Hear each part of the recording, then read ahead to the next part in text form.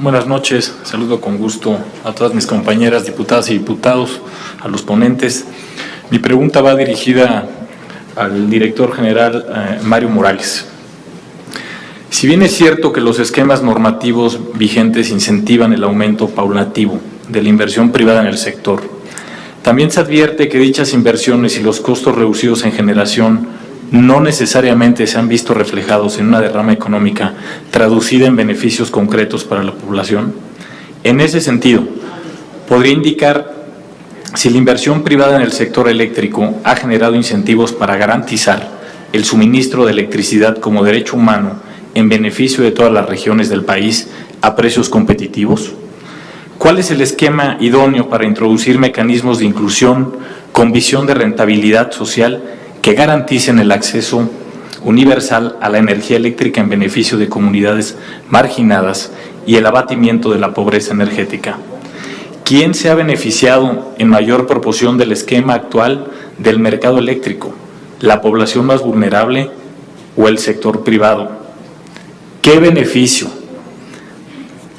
sociales ha traído a las comunidades marginadas, tanto municipios y población en general, al ver que no baja la luz? Y finalmente, en diversas oportunidades, los ponentes que se han manifestado en contra de la reforma eléctrica han señalado que el régimen transitorio de la iniciativa provocaría un caos apenas entre en vigor, puesto que la cancelación de contratos y permisos evitarán que se satisfaga la demanda de electricidad en nuestro país y la CFE no podrá generar la electricidad necesaria para atenderla. ¿Esto es cierto? Muchas gracias. Gracias, diputado Luis Alberto. Le damos el uso de la voz a Mario Morales. Gracias, mi amable diputado. Quienes se han beneficiado de este esquema, que hoy está vigente por la reforma de 2013, en mayor proporción son las empresas. Las empresas, hay 4 grupos empresariales muy importantes en el país: Iberdrola, Savi, Naturgy y Mitsui y Enel. En estas 5 empresas que acabo de enumerar o nombrar, prácticamente se va el 60% de la energía privada. Les puedo decir, sin temor a equivocarme, que Iberdrola le va muy bien porque gana mucho más en México que en España. No sé si recuerdan algo similar en Bancomer. Es lo mismo. Entonces, aquí es muy importante tenerlo muy claro. Ahora, no se han reducido los costos. Lo que hemos visto en todos los mercados eléctricos mayoristas, que debo de decir, estos nacen en los 90s. El Tratado de Libre Comercio se firma el 17 de diciembre del 92. Ya se estaba abriendo, había un compromiso México-Estados Unidos para aperturar el sector eléctrico.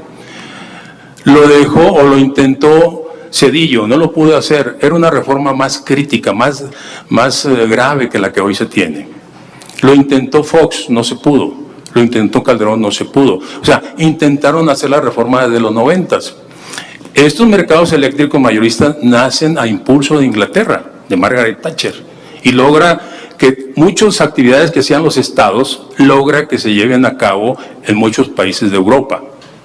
México era reacio a ello, porque México siempre ha sido muy nacionalista. Aún así las presiones eran muy importantes y los compromisos, altos compromisos eran evidentes. Entonces, realmente esta parte es muy importante tenerla muy en cuenta, porque estos mercados eléctricos con teorías económicas marginalistas tuvieron un impulso muy fuerte en estos años. Pero, ¿saben qué? No había energías renovables intermitentes cuando nacen estos mercados. Entonces hoy hay una crisis a nivel mundial por la aportación de las energías renovables intermitentes en los sistemas eléctricos mayoristas, de quien los adoptaron tal y como lo tienen hoy México. Entonces, no existe esa disminución de las tarifas que se prometió y que se insistió permanentemente previo a la reforma con el pacto con México. No ha ocurrido. Y además no es sorpresa. Es lo mismo que ha ocurrido en todos los países que han adoptado este tipo de formas de mercados eléctricos mayoristas. La otra, grave más todavía. Las matrices energéticas que ahorita escuché que es importante abrirlas, es cierto. Lo mejor que puede tener un país es que tenga una matriz energética amplia. Lo vivimos en febrero. Febrero del año pasado no hubo gas, se fueron los precios a niveles enormes. Y México no tuvo interrupciones como las tuvieron en Texas, de 21 a 22 días era el caos. En México no. ¿Saben por qué? Porque teníamos una diversidad de matriz energética. Ok, el combustóleo, el diésel, son elementos, el carbón, que son muy discutibles.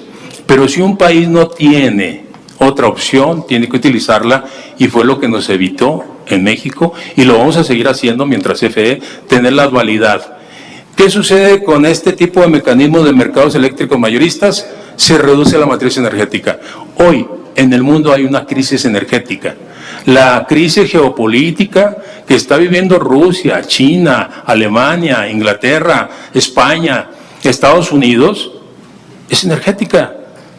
El carbón, señores, hace un año y medio, un año, costaba $70 la tonelada por millón de BTU. Se fue hasta $250. China no tiene carbón. Argelia, que es uno de los países productores, Indonesia, que es productor de carbón, no lo están vendiendo. ¿Por qué? Alemania abrió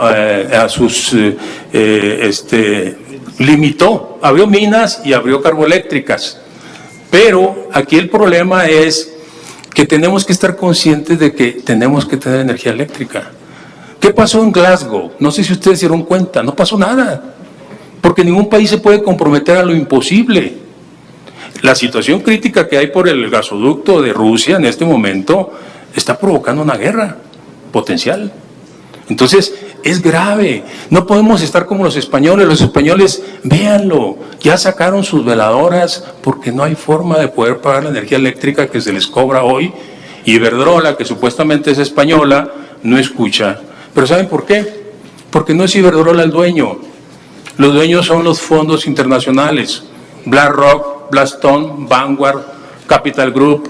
Entonces esos organismos van y exprimen a los países y tienen una cara enfrente.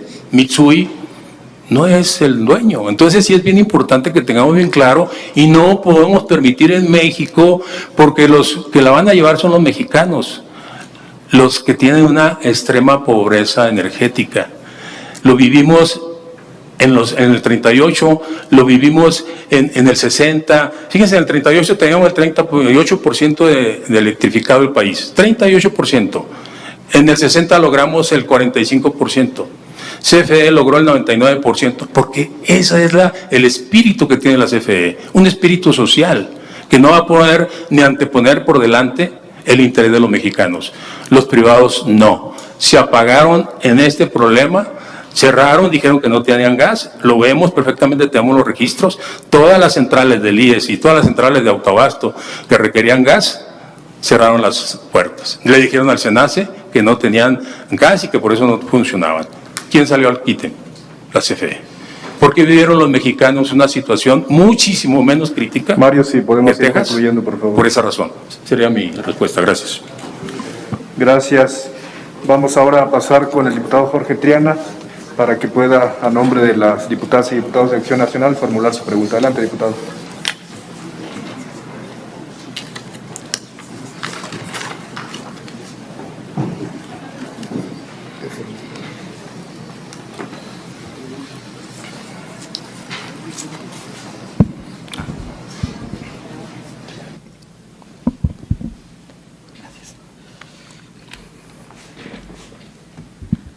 Muchas gracias. Buenas tardes a todas y a todos.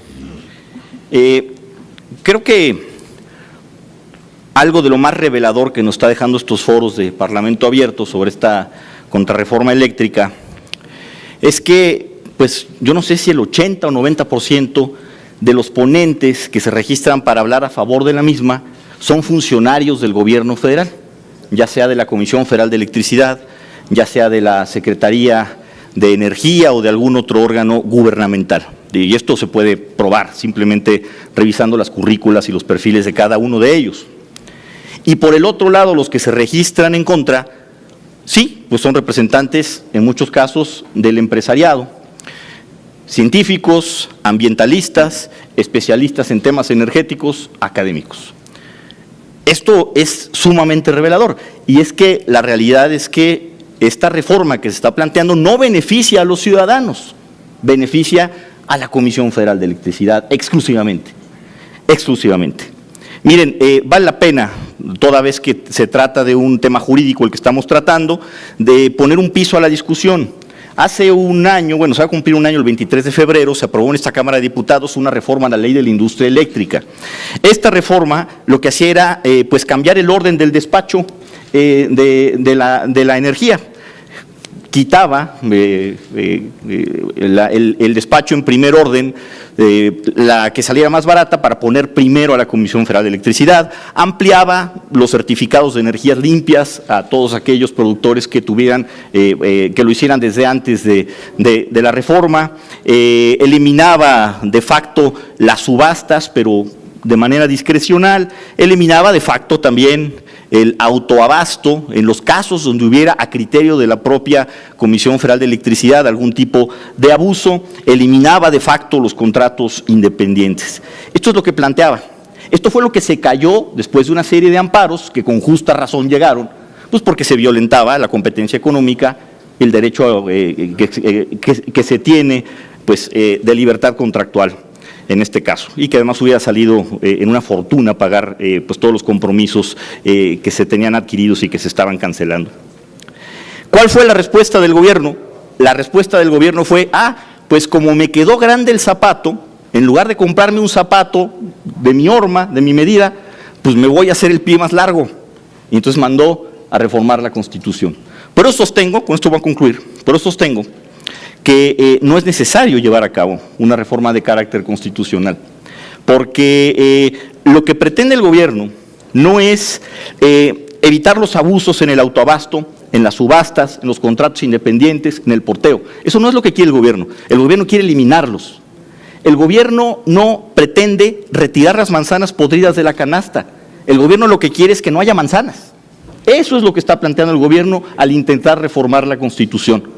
Y eso es lo que ha hecho con muchos otros temas. Mi pregunta, muy concreta, va para los tres ponentes que se registraron para hablar en contra. Y es la siguiente. ¿Es necesario de verdad a la luz de esta reforma que se hizo a la Ley de la Industria Eléctrica hace un año, en febrero del año pasado, el reformar artículos de la Constitución para poder evitar los abusos? ¿Es necesario reformar la Constitución cerrando la puerta por dentro, evitando y claudicando y, bueno, mancillando cualquier tipo de derecho a la competencia económica? ¿O con reformas a leyes secundarias, o incluso con la facultad reglamentaria del Ejecutivo, se puede solucionar el problema si se analiza caso por caso? Esa sería mi pregunta. Muchísimas gracias. Gracias, diputado Triana. Entonces, preguntas. Secretario, Adelante, quisiera hacer una moción de orden porque hace un momento al ponente Mario Morales a los 10 segundos se le conminó a que terminara, lo cual es correcto, pero el diputado duró 45 segundos y no se le dijo nada. Entonces quiero que regresemos a los tiempos que están establecidos, porque ahorita incluso con la pregunta van a tardar 15 minutos más. Con la pregunta que hizo, esa trampa hubo. A ver, yo les vuelvo a pedir la pulcritud en las preguntas, porque si no, pues esto va demeritando. Hay otra segunda ronda de preguntas y pues nadie va a seguir esto. Yo entiendo la pregunta. Yo le pediría, diputado, que escogiera usted uno de los ponentes. Es evidente que, salvo mi paisano, el licenciado Falla, dijo que él no estaba a favor del contra, sino que presentaba una postura. Pero se notaron en contra de la reforma constitucional. Entonces, si usted escoge uno, yo se lo agradecería, para darle un poquito más de fluidez a esto. Muchas gracias, diputado. Le voy a tener que regatear un poquito porque sí me interesa muchísimo conocer la respuesta de No Castellanos y de Miguel Ángel Marmolejo, de ellos dos por lo menos. Correcto. Le agradezco mucho, diputado. Muy bien, entonces en consecuencia vamos a iniciar con Miguel Ángel, después con Enoch y insistir, hemos sido tolerantes con el tiempo, en la medida de lo posible se hace el recordatorio. No es interés cortar de tajo una exposición que lleva una cierta dilación, pero atenderemos la solicitud del diputado Leonel Godoy con todo gusto. Adelante, Miguel Ángel. Muchas gracias por su pregunta, diputado. Le agradezco igualmente. Yo hago una propuesta, en principio, porque al final la soberanía es la que va a decidir si esto se vota a favor o en contra.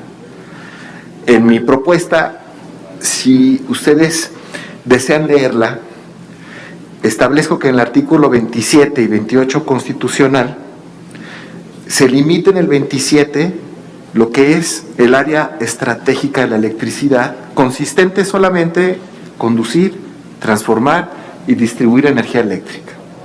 En el 28 sí pondría igual que se limitara a la conducción, transformación y distribución, que son los monopolios naturales del Estado. Ahora bien, en el artículo transitorio, inciso F, establezco generación y o abastecimiento. Ahí sí, el juego, 54% de la energía requerida por el país, hasta en un 54%, no es decir, por lo menos, porque entonces haríamos nugatorio el derecho de participar de los privados, y el 46% de la energía requerida por el país. Yo estoy en el supuesto de que la soberanía está buscando una propuesta, un acuerdo político, no fijar posiciones. Pero efectivamente, como usted dice, hoy por hoy, en mi calidad de académico, me diría, oye Miguel, ¿puedes dejarlo tal cual? La respuesta es sí, déjalo tal cual. Modifica la ley reglamentaria. Ve los puntos, porque como decía en el punto de los transitorios, me preocupa a mí mucho que cuando entren los 9 transitorios, los 21 se desbordan. Y los 21 transitorios no son temporales, son permanentes. Entonces vamos a ver una contradicción fuerte. Y para mí, ese sentido sería un apagón de carácter jurídico.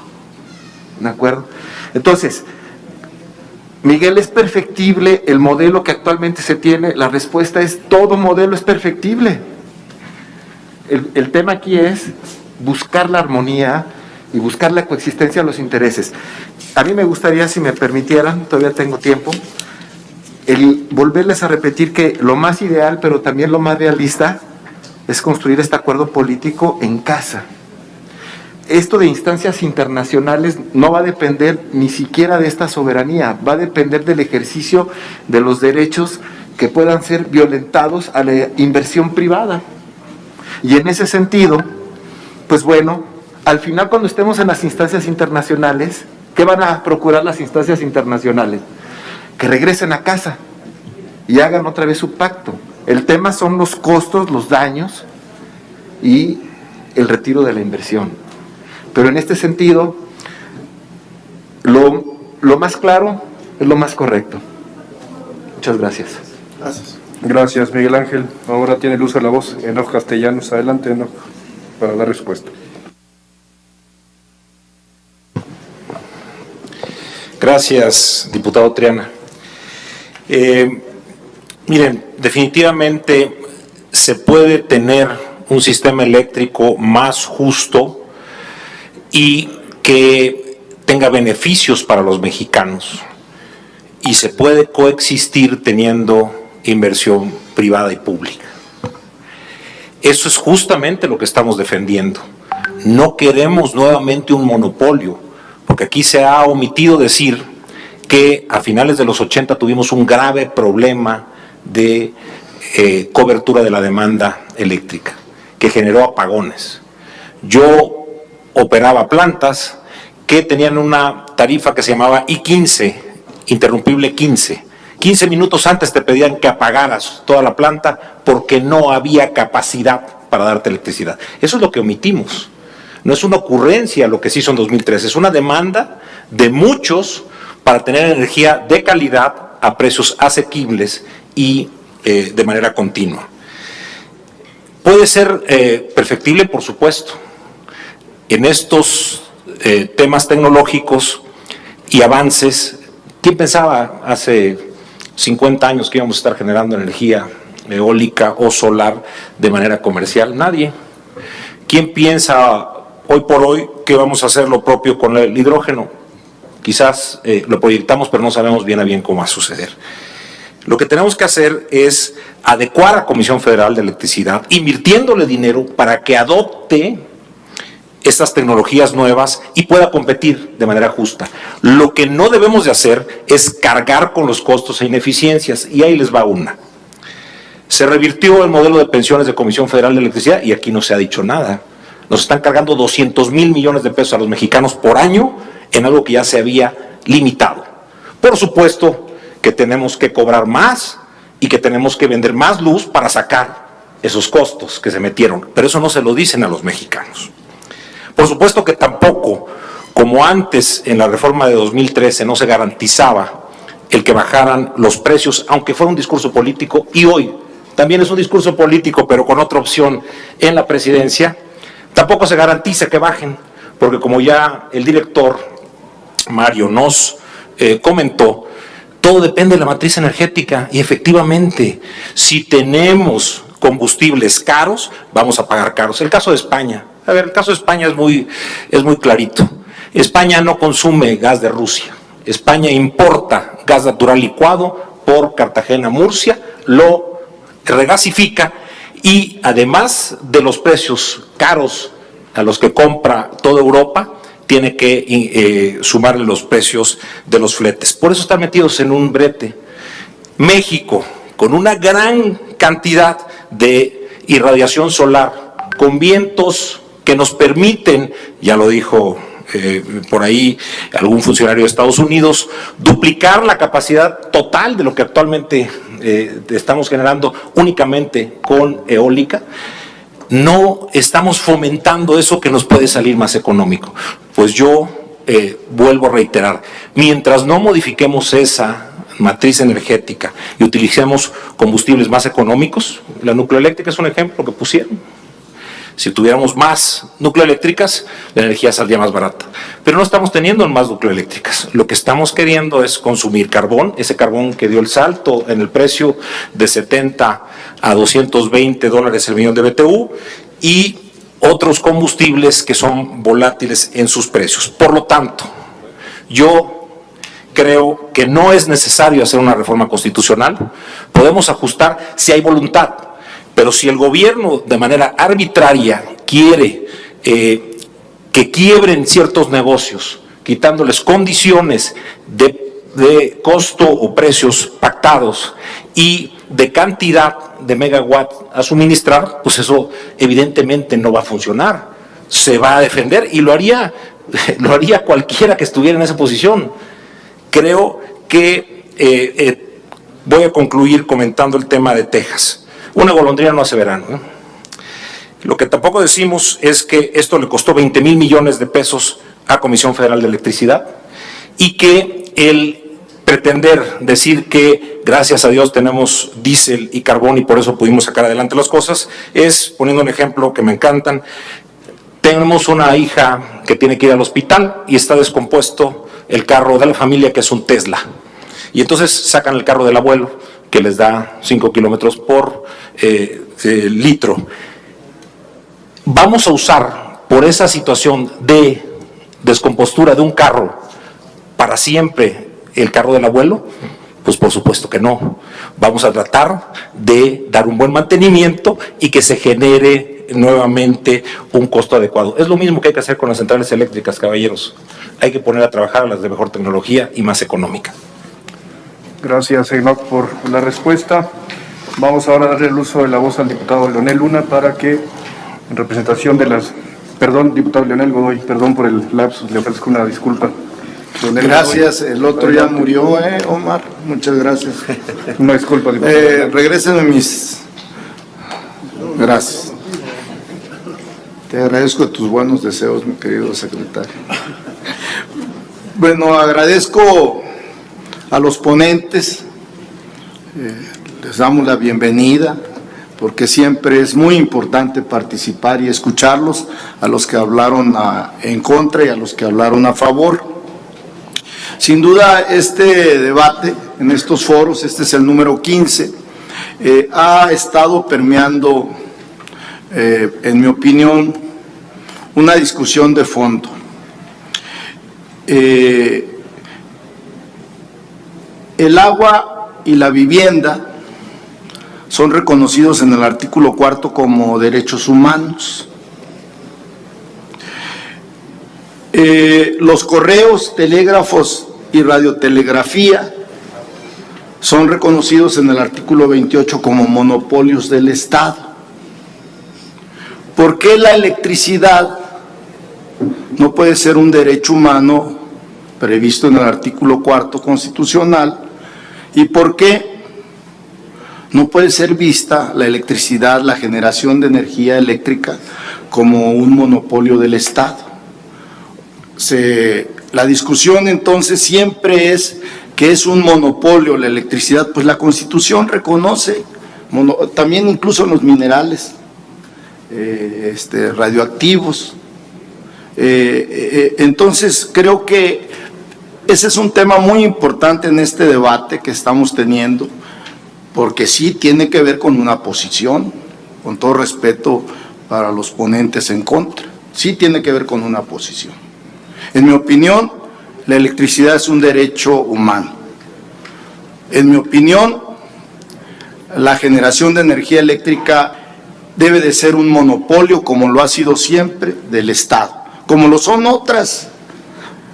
Bueno, correos, telégrafos, no dicen nada, pues porque ya ahora las redes, ni quien utilice los correos tradicionales, de ahí calladitos.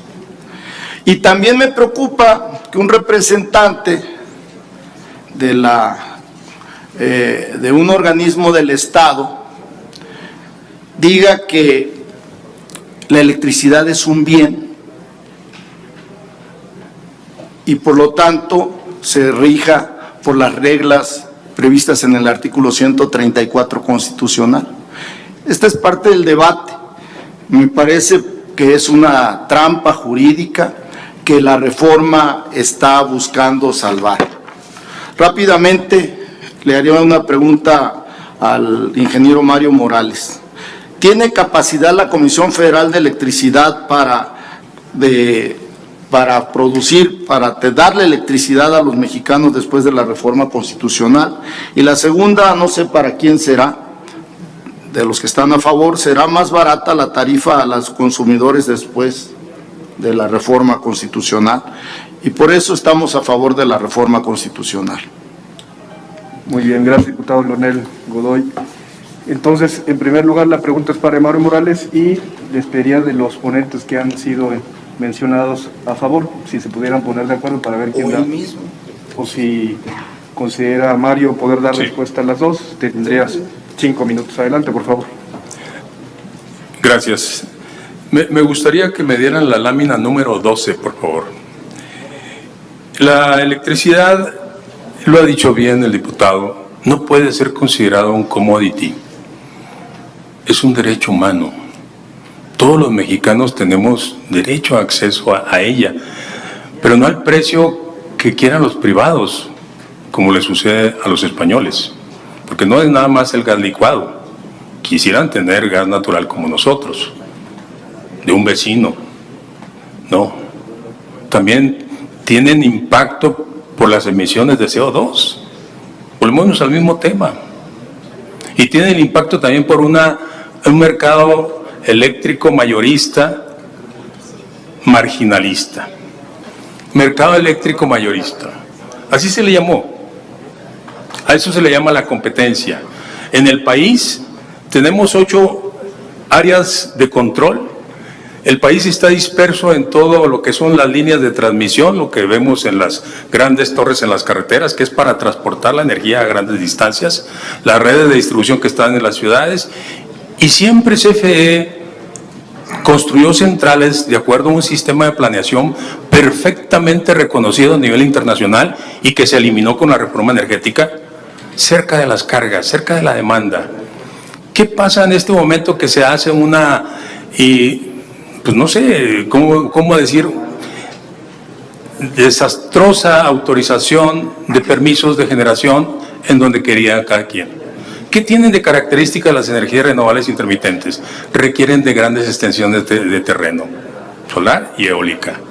Y no están cerca de los centros de consumo, hay que transportarla, cuesta. No la pagan, pero cuesta. No pagan ni la infraestructura, ni pagan el transporte. Entonces, eso definitivamente va a ocurrir. Ahora, CFE está en condiciones de generar la mayor parte de la energía eléctrica del país, pero necesita a los privados, porque se construyó durante más de 30 años un esquema sistemático para que los privados tuvieran una presencia en México. Se les dio todos los elementos posibles. CFE, podemos decir, dependiendo obviamente de la demanda máxima, de la demanda intermedia, de la demanda mínima que se vaya a tener el sector, pero tiene la capacidad para poderle proporcionar la energía eléctrica en su mayor proporción. Estoy hablando del 80%. Sin embargo, estamos haciendo inversiones. Son 33 proyectos los que están desarrollando con más de 9,000 millones de dólares de inversión, más de 9,000 megawatts de capacidad instalada, porque estamos conscientes que desde los 90, desde los 80 se dijo, dejen a CFE, déjenlo, no inviertan, denle el mínimo mantenimiento.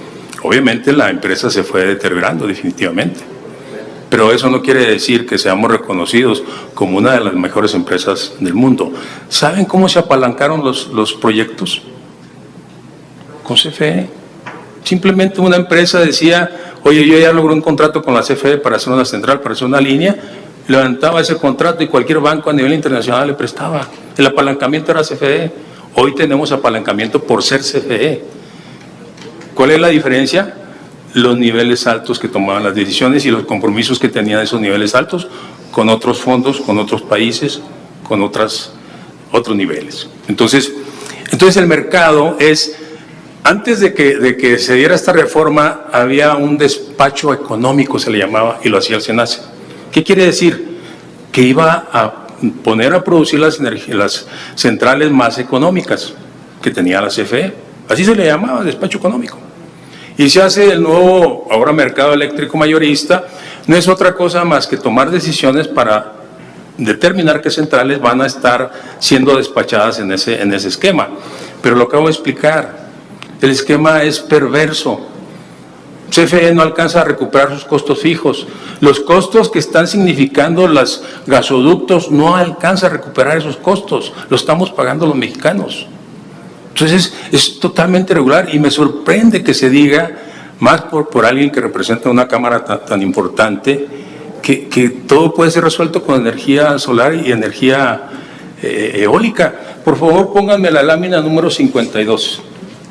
Perdón, voy a comentar esta.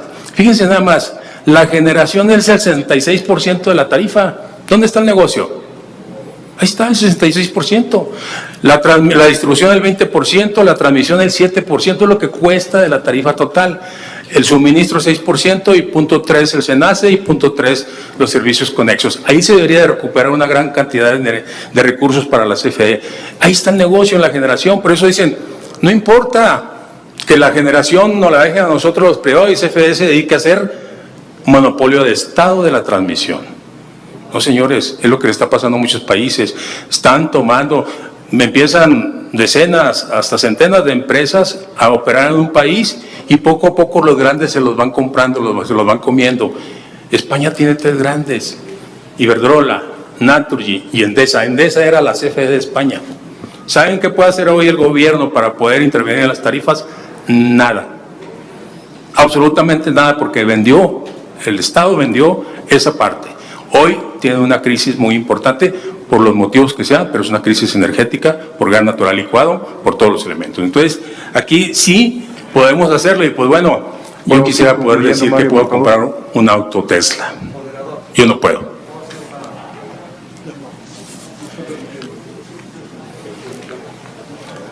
La lámina 52, si me permites, es muy rápido ya nada más.